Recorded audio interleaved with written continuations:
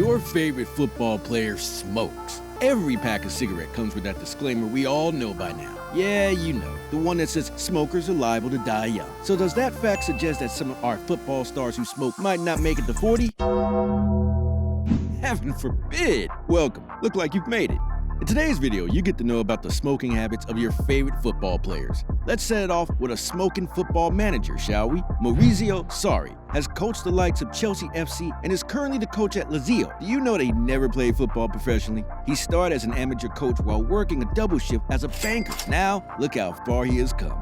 His secret could very well have been taking a break now and then to light up a cigarette. Probably caught the habit while working in the corporate banking world with its impossible hours. And the lesson here is you can channel your habits into something positive. But sorry, this list is about footballers. And so here comes Rajin Nainggolan, aka Ninja, who is touted as the best all-around midfielder in Europe at the moment. He has hit spells with Inter Milan and Roma. Did we mention that he is originally from Belgium? The Roma FC dressing room stories about him suggest that he would usually leave his teammates in the middle celebrating a matchday victory to take a smoke outside. Now that we think of it, that makes Raja even more badass than he already is on the pitch. Moreover, Raja doesn't hide the fact that he smokes, and as long as he delivers on his job to the fans and the club's management, everything should be fine. But again, a note of caution is in order here. Raja is 34 years old, and hopefully, he'll still be kicking it on the field and in life for as long as he can. Now here's one player who can deliver irrespective of a hangover. It's Marco Verratti, the legend. And this is why he is regarded as a legend. Trust us when we say it has little to do with racking up the same level of football statistics as Pele or Maradona. The story goes like this. It's 2019. And Marco is on the PSG payroll. That is, he plays for PSG. A birthday party's been thrown to celebrate Neymar turning 27. It's an all-red attire affair and reminds you of the Red Devils all the way at Old Trafford. Neymar has been attending his own party on crutches since he got injured. All the PSG stars are present, including that other wonder boy Mbappé. Suffice to say, Verratti drinks and smokes the entire night. Mind you, during the coming week, PSG is slated to lock horns with Man United, like at the party. And during the match, Verratti goes on to have the most touches, complete the most passes, and win the most fouls. Now that would make anyone wonder at Verratti's consistency week in and week out. And yes, he is also a smoker. And how would this list look without bad boy Balotelli? It's obvious that Super Mario smokes, isn't it? And he never really cared if you knew. Not even the English media could faze him about the habit. He even got fined for smoking on a train, but he took that in his stride and not long afterwards resumed the haze making. However, he was compelled to break the habit when AC Milan included a clause in his new contract that forced him not to smoke. But who are we kidding? He probably smoked indoors or in hiding. And once he was done with this contract and moved to a new club, he was again caught smoking a few hours before his debut against Juventus. More like you can drag on this, AC Milan. Now it's back to where we started, like Balotelli. Johan Cruyff, like Sarri, was an older smoker even though he was the most successful football personality. He won accolades as a player and a coach, from bagging 3 Ballon d'Or to 4 European Cups, and 13 league titles and 13 more domestic cups. Johan was the real deal. However, a World Cup medal eluded him back in the 1974 FIFA final at the peak of his footballing career. You might also have guessed by now that he loved smoking. He probably set the record for the most sticks anyone can smoke daily. He started out with at least 20 sticks a day and then gradually moved on to 40 sticks daily.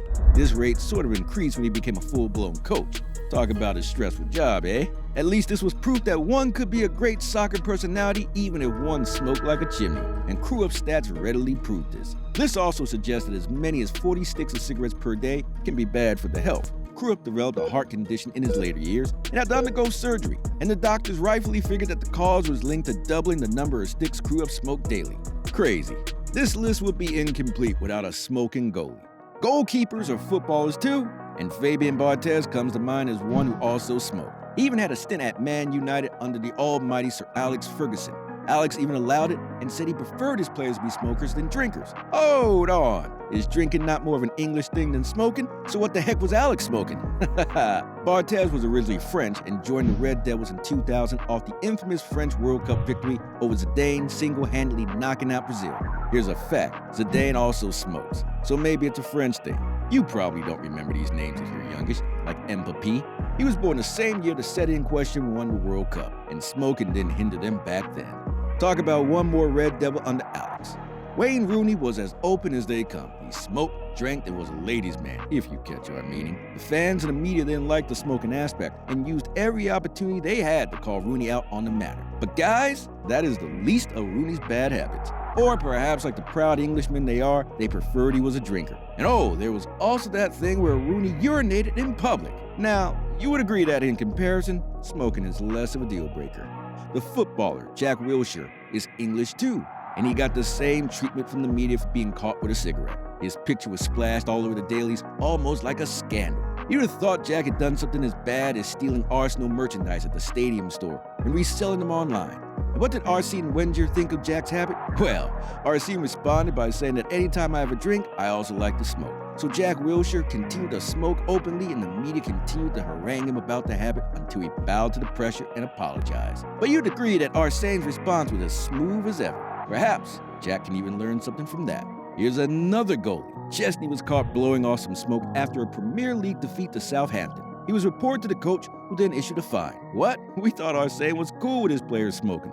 Actually, Chesney's crime was that he smoked in the dressing room. The rule is that whatever you did, you were not allowed to smoke in the dressing room. And that way, you showed some respect to any one of your teammates who didn't want to inhale secondhand smoke.